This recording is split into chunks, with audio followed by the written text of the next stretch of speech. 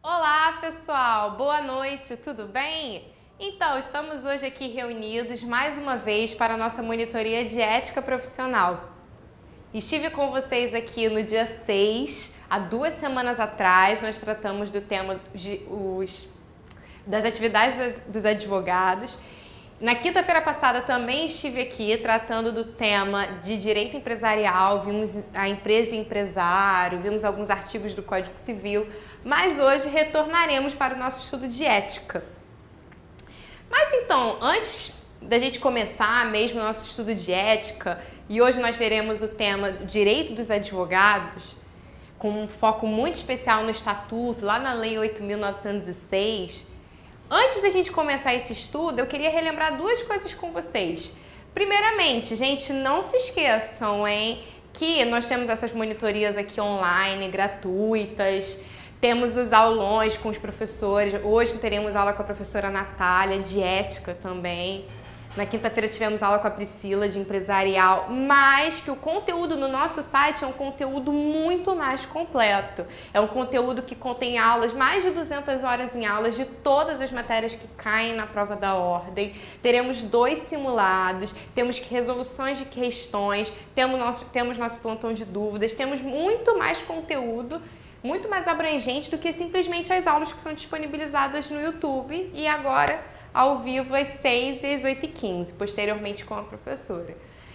Então, gente, não se esqueçam que para a gente ter acesso a esse conteúdo muito mais completo, muito mais amplo, para você ir muito mais preparada para a prova da OAB e garantir a sua carteirinha vermelha, está custando apenas, gente, 2 parcelas de R$ 69,90. Se vocês forem ver na concorrência, não há preço melhor. Não há nenhum outro curso que cubra um preço melhor do que esse pacote que nós estamos oferecendo.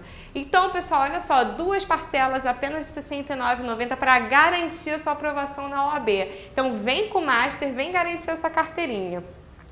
E além disso, pessoal, eu me lembro bem que lá naquela nossa aula que nós tivemos há 2 semanas atrás, eu fiz um plano de legislação para vocês, que vocês teriam que ler a legislação completa para a prova de ética, ou seja, o Estatuto, a Lei 8.906, o novo Código de Ética e Disciplina e o Regulamento Geral da Ordem.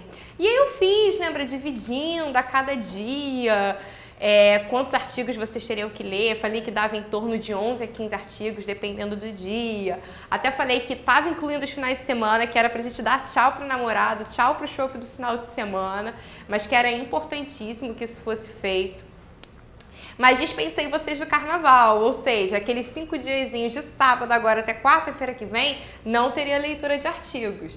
E se vocês lessem todos esses artigos, vocês cumprissem todo esse cronograma que eu elaborei, vocês leriam a legislação toda 2 vezes, o que é muito importante, porque como eu já disse, ética são 10 questões na prova da ordem. São 10 questões, e essas 10 questões equivalem a 25% do que você precisa acertar para passar, que são 40 questões. E além disso, ética engloba apenas 325 artigos. Enquanto, por exemplo, o direito civil são 2.046 artigos para 7 questões. Ou seja, vale muito mais a pena a gente investir nosso tempo em ética, no estudo de ética profissional, do que estudando direito civil. Mas então, galera, voltando aí, o tema hoje é direito dos advogados. É um tema extenso, infelizmente não vou conseguir cobrir esse tema todo em apenas 50 minutos, que é o tempo que nós temos para a nossa monitoria, mas vou fazer o possível. Quero que vocês tenham em mãos a Lei 8.906, o Estatuto da Ordem. Então, por favor, foco aí nos artigos 6º, 7º e 7º-A. Joga no slide aí para mim, por favor. Então, hoje, monitoria de direitos dos advogados, a gente pode ver que esse foi o tema que mais caiu nas últimas provas da OAB, tendo 21% de relevância nas provas. Tivemos a aula também de atividades de advocacia, que foi o 4º tema que mais caiu. A próxima aula será das infrações e sanções disciplinares e a última de Código de Ética Profissional, que vai ser no dia 27, um pouquinho antes da sua prova, bem perto já da prova. Então, hoje a leitura se baseia no artigo 6º, 7º e o 7º-A, que foi promulgado ano passado, é um artigo que está fresquinho, ok? E foi um artigo que foi promulgado no final do ano passado, em novembro do ano passado, lá pelo dia 25, 26, algo do tipo. Ou seja, nenhuma prova da ordem ainda cobrou esse artigo. Então, assim, existe uma chance muito grande que esse artigo seja cobrado agora no 22º exame, que vai ser em abril, que vai ser a prova que você vai passar. Então, vamos lá, galera. Vamos lá para o artigo 6º primeiro. Vamos ler comigo. Não há hierarquia nem subordinação entre advogados, magistrados e membros do Ministério Público, devendo todos tratar-se com consideração e respeito recíprocos. Parágrafo único. As autoridades, os servidores públicos e os serventuários da Justiça devem dispensar ao advogado, no exercício da profissão, tratamento compatível com a dignidade da advocacia e condições adequadas a seu desempenho. Então, galera, antes da gente começar a análise do artigo, eu queria dizer uma coisa para vocês. Existem duas formas de direitos dos advogados. Existem tanto os direitos institucionais, ou seja, são os direitos da própria ordem, da OAB como instituição, e os direitos dos advogados propriamente ditos. Vou fazer uma rápida abordagem aqui dos direitos institucionais. Quais seriam eles?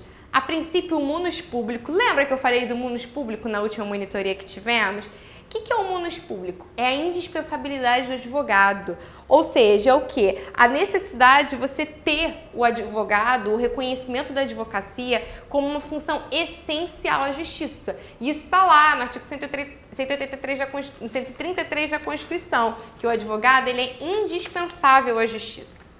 Temos também a ideia, estou aí nos direitos institucionais da OAB, ok? Que a OAB ela é uma autarquia especial. E o que isso quer dizer? A autarquia a gente sabe que é um ente da administração indireta. E por ela ser uma autarquia especial, algumas das condições, alguns dos deveres, existem algumas exceções às normas que são aplicadas diretamente às autarquias. Por a OAB ser uma autarquia especial, ela tem algumas exceções às regras que são aplicadas às autarquias mesmo. Além disso, a advocacia tem um instrumento, tem um direito que é a autorregulação. Ou seja, nós temos a Lei 8.906, que é aprovada no Parlamento, tem todo o ritual do processo legislativo. Por exemplo, a gente vai ver que esse artigo 7º-A, que está na Lei 8.906, ele foi uma lei aprovada pela Câmara, sancionada pelo presidente, tem todo o rito legislativo.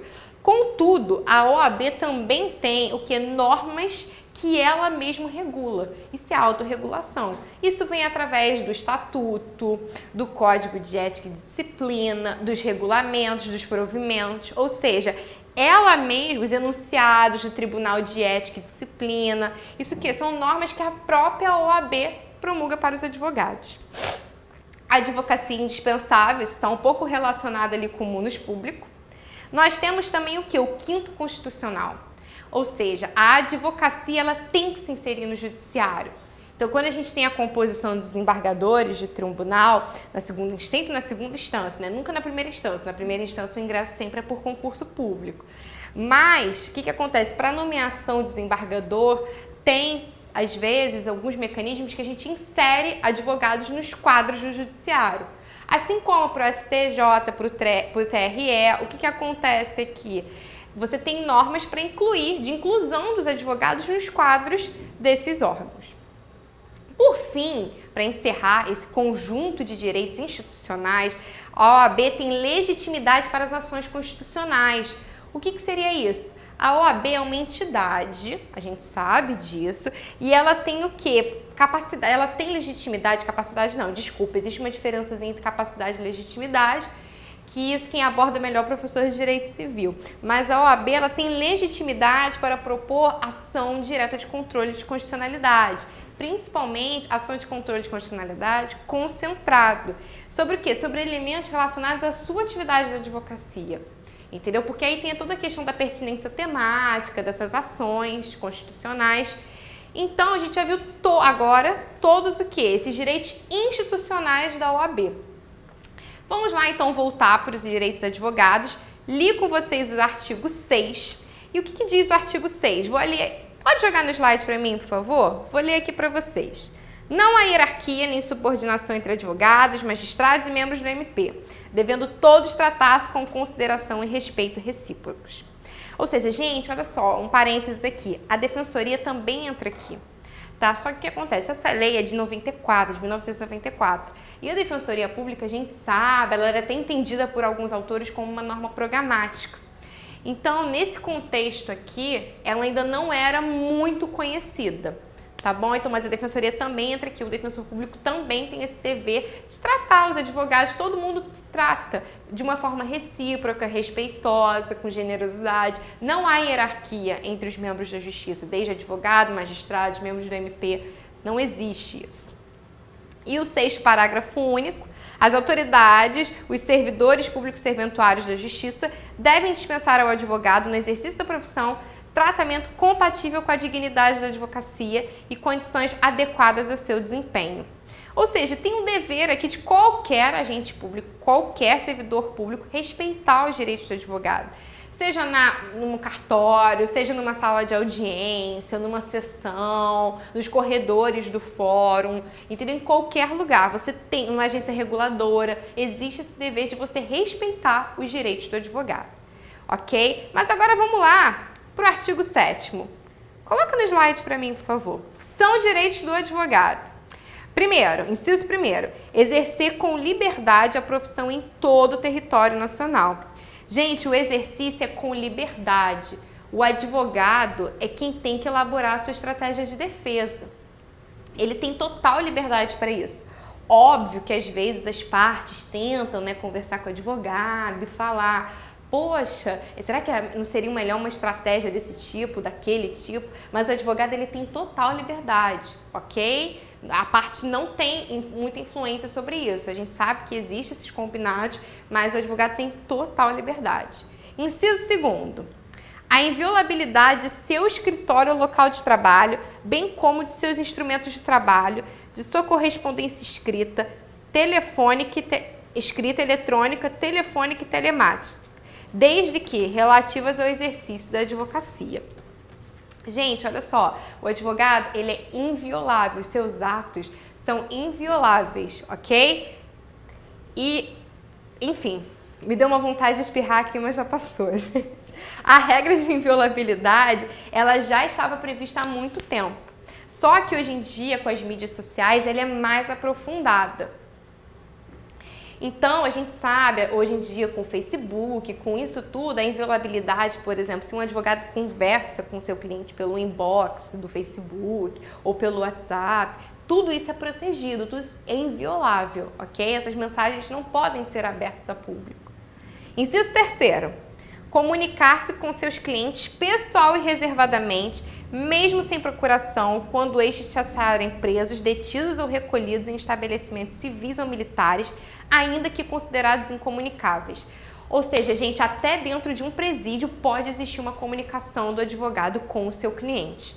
Não importa que aquele presídio seja um presídio de segurança máxima, ou então um militar que está preso porque desobedeceu uma ordem, o PM, o policial militar, também o bombeiro, todas essas categorias militares, eles têm essa prisão específica deles, a prisão militar.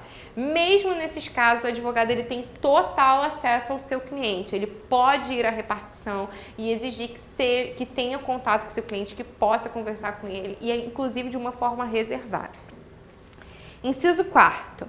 Ter a presença de representante da OAB quando preso em flagrante por motivo ligado ao exercício da advocacia para lavratura do auto respectivo sob pena de nulidade e, nos demais casos, a comunicação expressa à seccional da OAB.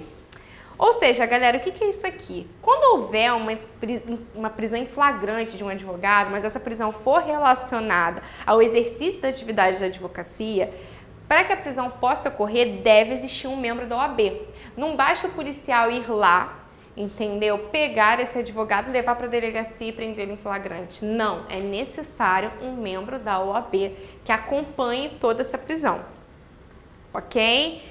E se o agente público não respeitar isso, essa prisão é nula, ok? O ato dela é completamente nulo. É necessário o representante da OAB. Ele não vai surtir efeito, esse ato. Agora, óbvio, entendeu? Que a pessoa que está aprendendo, a autoridade que está aprendendo, ela tem que saber que aquela pessoa é um advogado, tá bom? Inciso 5º.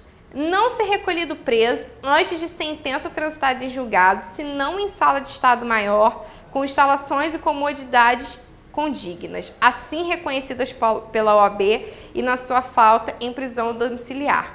Esse assim reconhecidas pela OAB foi declarado inconstitucional pela ação declaratória de constitucionalidade 1127, dígito 8.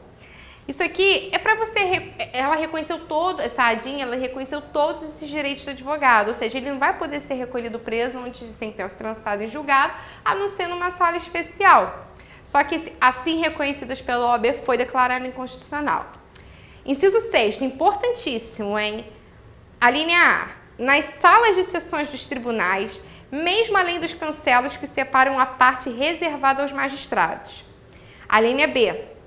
Nas salas e dependências de audiências, secretarias, cartórios, ofícios de justiça, serviços notoriais e de registro. E nos casos de delegacias e prisões, mesmo fora da hora de expediente, independentemente da presença de seus titulares. A linha C, em qualquer edifício ou recinto que funcione repartição judicial ou outro serviço público, onde o advogado deva praticar ato ou colher prova ou informação útil ao exercício da atividade profissional, dentro do expediente ou fora dele, e ser atendido desde que se ache presente qualquer servidor ou empregado. A linha D, em qualquer assembleia ou reunião de que participe ou possa participar do seu cliente, ou perante a qual este deva comparecer, desde que munido de poderes especiais. Então, o que é isso, galera? Vamos aqui, atenção à linha C. Qualquer edifício ou recinto que funcione repartição judicial ou outro serviço. O que seria isso? Gente, há edifícios, bens públicos que são de uso especial. A gente sabe que os bens têm 3 características. Os bens comuns, que são de uso comum a todos. Os bens especiais, que são afetados a uma atividade. Ou seja, o fórum é afetado à atividade da justiça, do exercício jurisdicional. Então, ele tem um horário de funcionamento. Aqui no Rio, por exemplo, ele funciona de 11 da manhã às 6 da tarde, nesse período de 7 horas. Ou seja, nesse período, o advogado ele pode se dirigir ao fórum, ao cartório. Ali ele pode transitar conforme ele quer, inclusive nas salas reservadas aos magistrados, aos gabinetes, ele tem total acesso, ok? Cartório, e dentro do expediente ou fora dele. Agora, a gente tem que pensar no seguinte, tudo bem, fora do expediente, desde que se encontre um servidor lá. A gente sabe que o expediente aqui do fora é de 11 da manhã às 6 da tarde. Fora desse horário existe o quê? O plantão judicial. Então a gente tem que ir até o plantão judicial. Podemos entrar lá no cartório do plantão judicial. Aqui no Rio, por exemplo, fica nos fundos do fórum. Agora, eu não posso chegar no Ministério da Fazenda às 10 horas da noite de um domingo e achar que o Ministério da Fazenda tem que abrir para mim. E vou entrar com mandado de segurança para garantir meu direito líquido e certo de ingressar no Ministério da Fazenda. Não, não posso. Eu tenho que respeitar o horário do expediente, ok? Agora, óbvio que existe a exceção do judiciário devido a esse plantão que existe, ok? E assim, além disso, o advogado ele tem total direito de conversar com o juiz no momento que ele quiser. Essa história de, o juiz só atende por escrito, o juiz só atende mediante um requerimento, isso não existe, isso é errado, isso é proibido. Agora, óbvio que a gente sabe que na prática, entendeu? Existe um problema de uma relação, de poder, de uma hierarquia que as pessoas acham que estão quando ocupam esses cargos, elas se consideram membros do judiciário, inclusive. E aí o que acontece? A gente sabe que a partir do momento que um advogado força a barra para conversar com o juiz pode não gostar muito disso e acabar prejudicando o cliente, prejudicando aquela causa, ok? Vamos lá, inciso 7º. Permanecer sentado ou em pé e retirar-se de quaisquer locais indicados no inciso anterior, independentemente de licença. Ou seja, o advogado não precisa ficar esperando em pé até o momento da sua audiência, óbvio, entendeu? Desde que tenha uma cadeira, ele possa se sentar, se acomodar de um jeito melhor. Inciso 8º. Dirigir-se diretamente aos magistrados nas salas e gabinetes de trabalho, independentemente de horário previamente marcado ou outra condição, observando-se a ordem de chegada. foi aquilo que eu já falei anteriormente. O advogado ele pode se dirigir à sala do juiz, entrar, conversar com ele, tentar despachar petições, essas coisas todas. Inciso 10º. O inciso 9º ele foi declarado inconstitucional, ok? Vamos para o inciso 10º. Usar da palavra pela ordem em qualquer juiz ou tribunal, mediante intervenção sumária, para esclarecer equívoco ou dúvida surgida em relação a fatos, documentos ou afirmações que influam no julgamento, bem como para replicar acusação ou censura que lhe forem feitas. Gente, equívoco ou dúvida é muito comum em sustentação oral. Isso aqui acontece muito em sustentação oral. O advogado está lá sustentando, ou então a parte está lá dando um depoimento, prestando informações, e aí um magistrado vai e interrompe.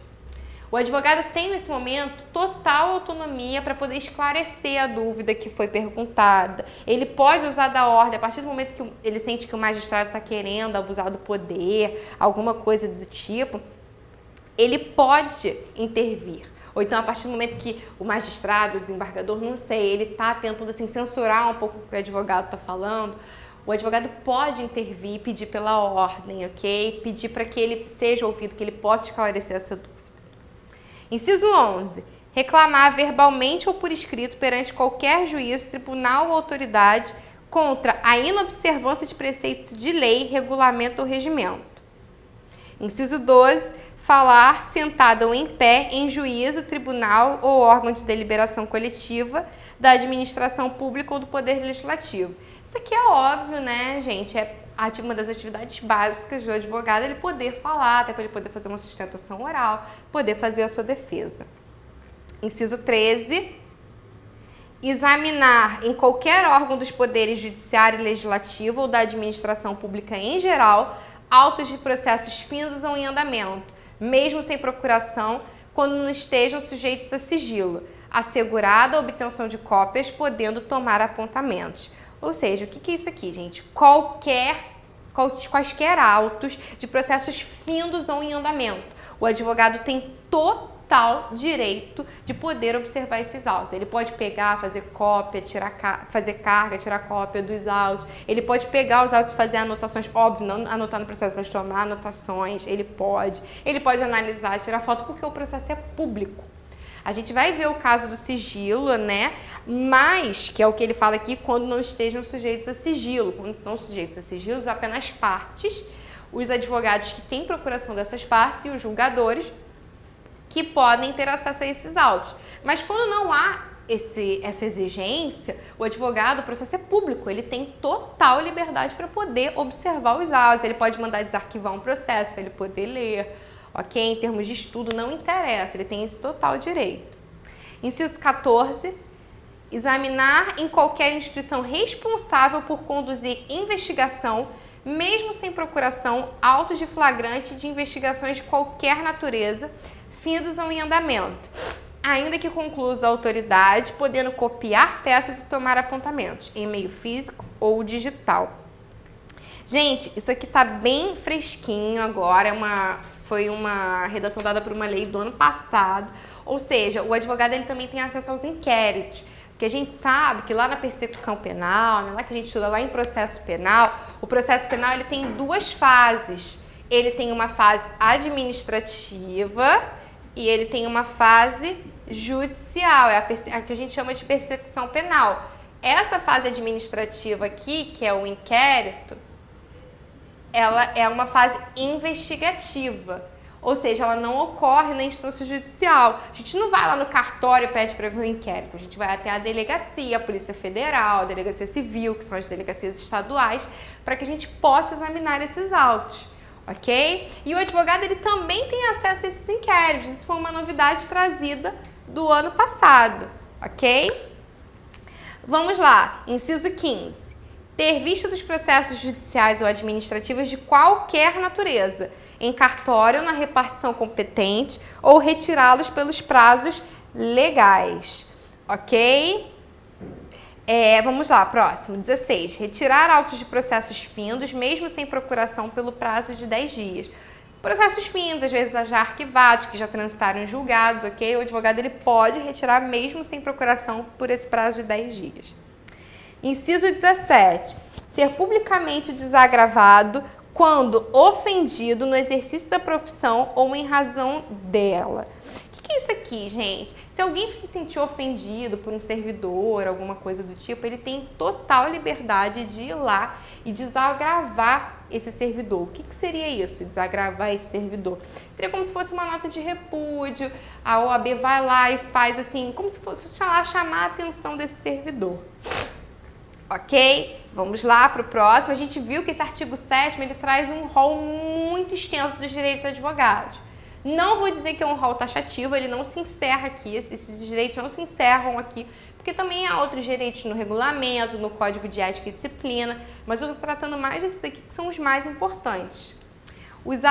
Inciso 18, usar os símbolos privativos da profissão de advogado. Isso aqui, gente, são os símbolos, como aquele broche, os símbolos da OAB, somente os advogados podem usá-lo. Inciso 19, recusar-se a depor como testemunha em processo no qual funcionou ou deva funcionar ou sobre fato relacionado com pessoa de quem seja ou foi advogado, mesmo quando autorizado ou solicitado pelo constituinte, bem como sobre fato que constitua sigilo profissional. Gente, essa questão do sigilo do advogado com seu cliente, ela é tão importante, que mesmo que o juiz arrole como testemunha o advogado, e mesmo que o cliente dele autorize, digamos que eu sou advogada de um caso e eu sou arrolada como testemunha, mesmo que o meu cliente autorize, eu posso me recusar a testemunhar. Ou seja, ele pode agir, ele pode ir lá depor, mas ele também pode se recusar a depor. E num processo no qual ele atuava ou que ele deixou de atuar. Quando ele fala que funcionava ou deva funcionar, é o que ele atuava. E se ele deixar de testemunhar, deixar de atuar nesse caso, isso não pode ser visto de uma forma negativa. Isso tem que ser visto como um elemento neutro. Ok? Ele simplesmente não testemunhou. Ele não quis depor. Ok? Vamos para o próximo, 20º. Retirar-se do recinto onde se encontra aguardando pregão para ato judicial após 30 minutos do horário designado e ao qual ainda não tenha comparecido a autoridade que deva presidir a ele, mediante comunicação protocolizada em juízo. Ou seja, se eu tenho uma audiência marcada para as 11, ok? E aí deu 11h30, 11h35, não chegou nenhuma autoridade, não chegou ninguém que devesse presidir presidir a sessão, a audiência. Eu posso me retirar do local, ok? Me retirar desse recinto.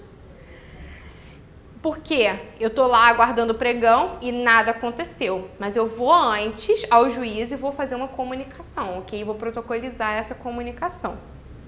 Ok? A gente sabe que na prática não é muito bom fazer isso, porque se o advogado vai embora, a gente sabe tudo que pode acontecer, mas enfim, existe esse direito. 21º, assistir a seus clientes investigados durante a apuração de infrações sob pena de nulidade absoluta do respectivo interrogatório ou depoimento, e subsequentemente de todos os elementos investigatórios e probatórios dele decorrentes ou derivados, direto ou indiretamente, podendo, inclusive, no curso da respectiva apuração, a linha A, apresentar razões e quesitos, a linha B foi vetada, ok? Então, vamos lá, vamos voltar aqui. Gente, a gente sabe, até lá pelo direito ao silêncio, né, que existe lá, até no Pacto de São José da Costa Rica, no nosso Código de Processo Penal, que o advogado ele tem que acompanhar o seu cliente. Ou seja, durante a apuração de infração, ok? Durante um ato interrogatório, um depoimento, durante qualquer forma de elemento investigatório, não só no processo penal, não só durante a persecução penal, mas também no processo civil, o advogado ele tem que acompanhar seu cliente.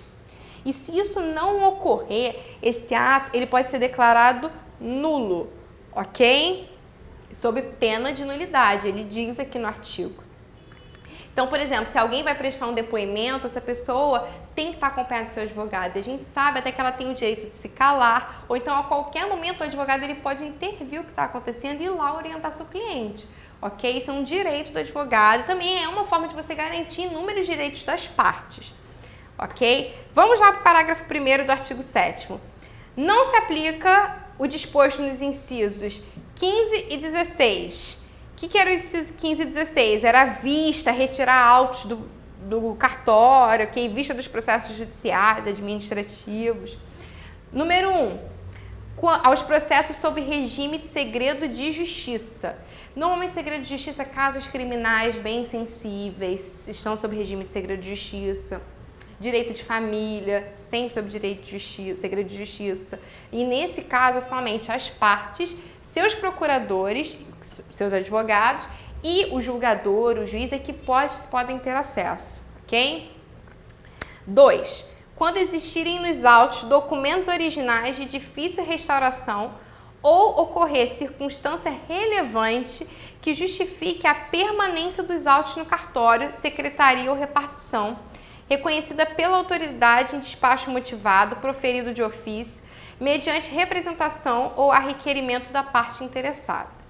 O que é isso aqui, gente? Quando existirem nos autos originais documentos originais de difícil restauração.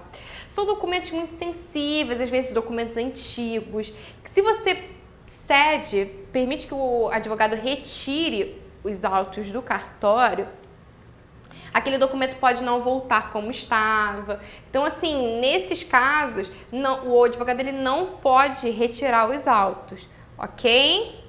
Mas isso tudo tem que ser autorizado, tem que ser motivado. A autoridade ela tem que dar um despacho proferido de ofício, ok? Para falar o quê? Para motivando por que esses autos não podem ser retirados. Ok? Então, são documentos raros, frágeis, ok? Que sejam difíceis de serem encontrados. 3. Até o encerramento do processo, ao advogado que houver deixado de devolver os respectivos autos no prazo legal e só o fizer depois de intimado. Isso aqui era até muito comum em processo de execução, que as pessoas iam lá, retiravam os autos e guardavam. A gente chamava isso de embargos de gaveta, até guardavam os autos. Para quê? Para que a execução não prosseguisse, aí de repente houvesse uma prescrição, enfim, uma decadência. E o que acontece aqui? O advogado, ele deixava de devolver os autos. Ele pegava os autos para fazer a carga, levava para casa. Isso acontece hoje com o processo eletrônico, isso é muito mais raro. Alguns dos artigos que eu estou lendo aqui, daqui a algum tempo, já não vão nem mais fazer sentido na nossa realidade. Mas ainda com a ideia do processo físico, o que acontecia? O advogado fazia a carga, levava os autos para casa e ele não devolvia. E ele só fazia isso depois de intimado, ou seja, como uma forma de punir esse advogado, uma penalidade para ele, ele não poderia mais retirar esses autos, a não ser depois do fim do processo. Ok? Vamos lá para o parágrafo 2º agora. O advogado tem imunidade profissional, não constituindo injúria, difamação ou desacato puníveis qualquer manifestação de sua parte no exercício de sua atividade em juízo ou fora dele, sem prejuízo das sanções disciplinares perante a ordem pelos excessos que cometer. Então, o que acontece aqui, gente? O advogado, ele pode praticar desacato. E o principal é sempre contra o servidor público. O advogado, ele tem imunidade, a gente já falou isso em outras aulas, ou seja, no exercício da sua profissão, o advogado não é punido por injúria ou difamação, que são um dos crimes contra a honra. O advogado, ele não é, até para que a gente possa conferir mais liberdade a ele, para que ele possa ter um exercício melhor, um diálogo melhor com as partes, defender melhor, elaborar uma melhor estratégia de defesa. O que acontece? O advogado, ele tem imunidade, ele não comete crimes de injúria ou difamação, ok? Só que isso é no exercício da sua profissão, ok? E isso também não afasta a possibilidade do advogado responder do ponto de vista disciplinar da OAB. Então, ele pode acabar, por conta de um excesso, respondendo na OAB, mas ele não vai responder, por exemplo, criminalmente. Ele só vai responder, mas isso não significa uma desresponsabilidade dele disciplinar mediante a ordem institucional. Mas, gente, perante os órgãos públicos, ele não responde, não vai encarar um processo criminal, justamente por conta dessa imunidade profissional. Parágrafo 3º. Estamos quase acabando esse extenso artigo 7º. O advogado somente poderá ser preso em flagrante por motivo de exercício da profissão em caso de crime inafiançável, observando-se o disposto no artigo 4º desse artigo. No inciso 4º. Lá no inciso 4º se falava aquela coisa toda que a gente falou, que tem que ter um membro da OAB para prisão em flagrante. E no caso aqui, o que acontece? Para ele ser preso em flagrante, ele só vai poder ser em caso de crime inafiançável.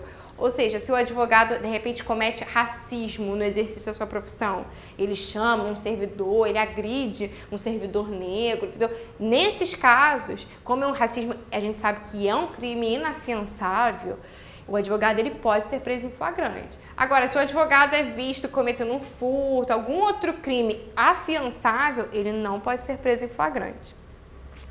Parágrafo 4º. O Poder Judiciário e o Poder Executivo devem instalar em todos os juizados, fóruns, tribunais, delegacias de polícia e presídios, salas especiais permanentes para os advogados, com uso e controle assegurados à OAB. Ok? Então, além de ter esse representante, além de tudo isso aqui, o fórum, ele, digamos que tem que ter uma sala especial para os advogados, ok? Vamos lá. Parágrafo 5º. No caso de ofensa a inscrito na OAB, no exercício da profissão ou de cargo ou função de órgão da OAB, o conselho competente deve promover o desagravo público do ofendido, sem prejuízo da responsabilidade criminal em que incorrer o infrator. Ou seja, além da responsabilidade criminal, o infrator, que é a pessoa que ofende, o ofensor, ele vai ter que o quê? Sofrer um desagravo da OAB. Eu já tinha falado disso anteriormente, né? Mas ainda tem a responsabilidade perante os órgãos públicos de responsabilidade criminal. Parágrafo 6º. Presentes indícios de autoria e materialidade da prática de crime por parte de advogado, a autoridade judiciária competente poderá decretar a quebra da inviolabilidade que trata o inciso 2 do caput deste artigo, em decisão motivada, expedindo mandado de busca e apreensão específico e pormenorizado a ser cumprido na presença de representantes da OAB, sendo em qualquer hipótese vedada a utilização dos documentos, das mídias e dos objetos pertencentes a cliente de advogado averiguado, bem como dos demais instrumentos de trabalho que contenham informações sobre seus clientes. O que seria isso aqui, galera? Então, assim, instrumento de trabalho é toda e qualquer forma de comunicação. E essas não podem ser usadas. É vedada aqui por conta da questão do sigilo profissional. Ou seja, você pode até quebrar a inviolabilidade que o advogado tem, desde que seja uma expressão muito bem motivada e sempre acompanhada de um representante da OAB. Normalmente aqui é um membro da Comissão de Defesa de Prerrogativas do Advogado. Mas, aqui ele fala aqui, é vedada a utilização dos documentos, mídias e dos objetos pertencentes a cliente do advogado averiguado, bem como dos demais instrumentos de trabalho que contêm informações sobre seus clientes. Ou seja, quaisquer informações relacionadas aos clientes não podem ser violadas, ok? Vamos lá para o parágrafo 7º, 8º, 9º, 7ª, ressalva constante do parágrafo 6º deste artigo, não se estende a clientes do advogado averiguado que estejam sendo formalmente investigados como seus partícipes ou coautores pela prática do mesmo crime que deu causa à quebra da inviolabilidade. Ou seja, os instrumentos são invioláveis, ok? Mesmo que os clientes estejam sendo averiguados, ou seja, haja aí um concurso de pessoas, estejam sendo investigados por conta de algum crime, esses instrumentos não pode ser violado, ok?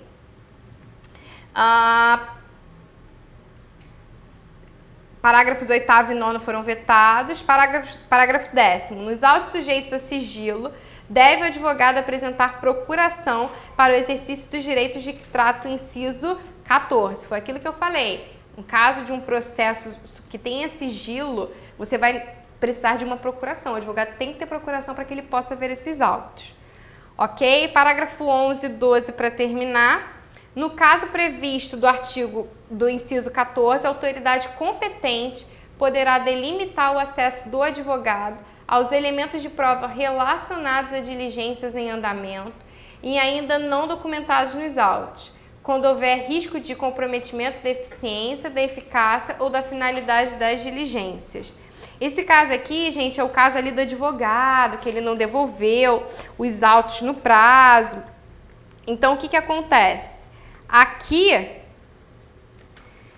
a gente pode... Desculpa, é o caso lá do advogado que ele pode observar os autos do inquérito, ok? Ele tem todo acesso a essa fase administrativa do processo penal. Mas ele pode delimitar o acesso aos elementos de prova relacionados a uma determinada diligência. Ou seja, tem uma diligência para cumprir, tem que apresentar imagens de um furto que ocorreu dentro de um supermercado.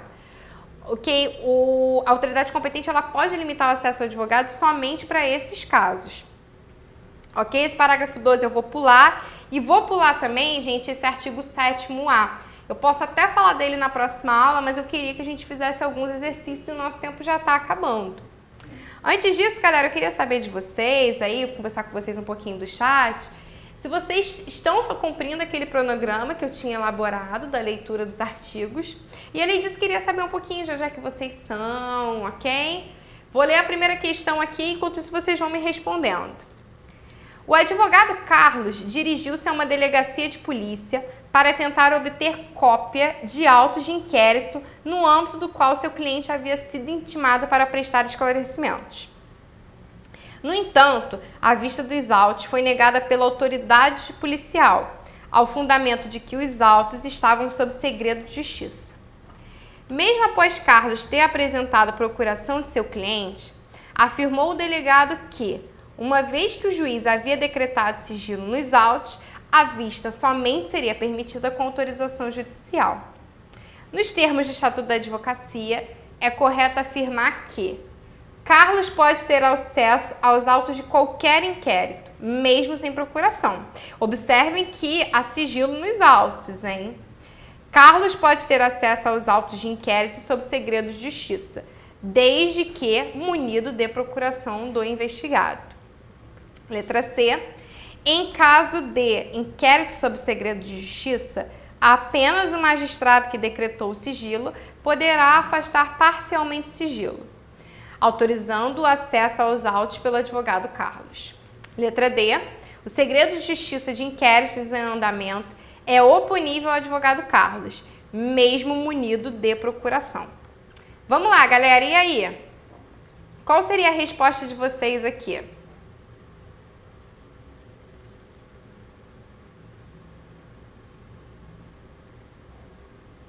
Gente, ó, a Evelyn Sante aqui respondeu que perguntou, na verdade, se o advogado pode ou deve recusar-se a depor como testemunha. Ele pode recusar, isso mesmo, ok? Depois o convidado aqui, 535, respondeu, ele pode sim recusar, ele não é obrigado a testemunhar. Isso aí, galera, muita gente respondendo, ok? Letra B, muito bem. Isso aí mesmo, ó. Gabaritando ética com a Patrícia. Isso aí, gostei de ver, hein, Rocket? Então, galera, letra B, como a gente viu lá no artigo 7º, no inciso 14, no parágrafo 10º, o que acontece? O advogado, ele tem o quê, gente? Ele tem total acesso aos autos. Lembra que eu comentei com vocês o quê? Que o advogado, ele pode examinar os autos judiciais. E agora, com essa inclusão da lei de 2016, o que ele pode também? Ele pode examinar autos de flagrante, autos de inquérito, ok? Toda aquela fase administrativa do processo penal, ele tem acesso a isso também, ok? A não ser, óbvio, se está tramitando em sigilo, que é o caso aqui do exercício, se está tramitando em sigilo, tanto quem pode? Os advogados que tenham procuração, que era o caso do Carlos aqui, com a procuração, que ele fala que Carlos pode ter acesso aos autos de inquérito sob segredo de justiça desde que esteja munido de procuração. Se ele está munido de procuração, ele é advogado do investigado, ele é advogado da parte, então ele tem acesso aos autos, ok? Então, as partes, seus procuradores e o julgador. Vamos agora para a próxima questão, galera. Os advogados criminalistas X e V atuavam em diversas ações penais e inquéritos em favor de um grupo de pessoas acusadas de pertencer a determinada organização criminosa, supostamente destinada ao tráfico de drogas. Ao perceber que não havia outros meios disponíveis para a obtenção de provas contra os investigados, o juiz, no âmbito de um dos inquéritos instaurados para investigar o grupo, atendendo à representação da autoridade policial e considerando manifestação favorável do Ministério Público, determinou o afastamento do sigilo telefônico dos advogados constituídos nos aludidos procedimentos, embora não houvesse indícios da prática de crimes por estes últimos, ou seja, pelos advogados. As conversas entre os investigados e seus advogados, bem como aquelas havidas entre os advogados X e Y, foram posteriormente usadas para fundamentar a denúncia oferecida contra seus clientes. Considerando-se a hipótese apresentada, assinale a alternativa correta. A prova é lícita, pois não havia outro meio disponível para a obtenção de provas. A prova é ilícita, pois tratava-se de investigação de prática de crime cometido no âmbito de organização criminosa. Considerando que não havia outro meio disponível para a obtenção de provas, bem como que se tratava de investigação de prática de crime cometido no âmbito de organização criminosa, é lícita a prova obtida a partir dos diálogos havidos entre os advogados X e Y. Letra D. A prova é ilícita, uma vez que as comunicações telefônicas do advogado são invioláveis, quando disserem respeito ao exercício da profissão, bem como se não houver indício da prática de crime pelo advogado. E aí, galera? Letra A, B, C ou D? Me respondam aí, por favor. Letra D, tem uma galerinha respondendo aí.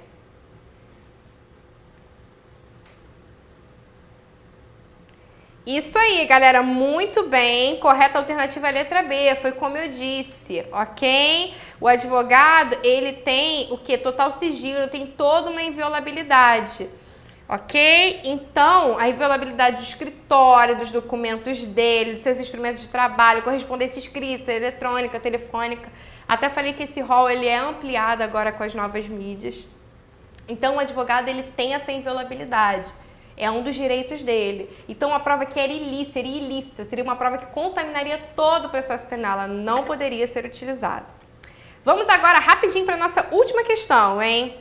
Gisela é advogada recém-aprovada no exame de ordem e herda diversas causas de um colega de classe que resolveu trilhar outros caminhos, deixando numerosos processos para acompanhamento nos juízes de primeiro grau.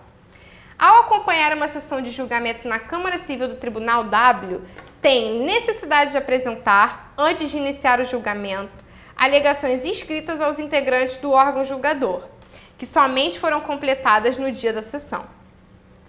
Aguardando o início dos trabalhos, assim que os julgadores se apresentaram para o julgamento, a jovem advogada dirigiu-se a eles no sentido de entregar as alegações escritas, sendo admoestada quanto à sua presença no interior da sala de julgamento, na parte reservada aos magistrados. Nos termos do Estatuto da Advocacia, o ingresso dos advogados nas salas de sessões está restrito ao uso da plateia, diz a alternativa A. Alternativa B, depende da autorização do presidente da Câmara. C, é livre, inclusive na parte reservada aos magistrados. Faltou um acento agudo aqui no E, logo após a alternativa C. Letra D, depende de concordância dos julgadores. Mas então aí, galera, respondam para mim. Letra C. Gente, essas questões, apesar dele estarem datas de 2008, essas questões são todas do ano passado. Eu que realmente esqueci de alterar ali aqui no título. Isso é para vocês verem como são questões recentes, importantes e que muito provavelmente vão cair na prova. Então, galera, parabéns. Isso é a letra C. De acordo com o quê? Com o artigo 7º, inciso 6º, a linha A do Estatuto da OAB. Então, a gente viu o quê? A gente viu isso hoje, que o advogado, ele tem total acesso ao âmbito do fórum. Ele pode se dirigir aos gabinetes, às secretarias, aos cartórios, tem total acesso, corredor, sala de magistrado, área de sessão de tribunal, ele tem total acesso. Ok? Ele tem liberdade para transitar, óbvio, dentro do horário de expediente, desde que haja um servidor, a não ser com exceção do plantão judiciário. Então, galera, É isso aí, ó, Hackett gabaritou do ética e tá chegando. Gente, eu preparei aquele cronograma para vocês com muito carinho. Então, por favor, sigam aquele cronograma. A gente está vendo agora que pela prova de ética que é apenas letra de lei. Se vocês lerem isso aqui 2 vezes, assistirem às aulas e resolverem bastante exercícios, é óbvio, é fato que vocês vão gabaritar a ética, ok? Não tenho dúvidas disso. Então, gente, nossa próxima aula agora vai demorar um pouquinho, vai ser só dia 16 de março, em Direito Empresarial, e a de Ética só no dia 20 de março. Desejo a vocês um bom carnaval, que vocês estudem bastante. Quem puder, estuda do carnaval também, tá? Beijão!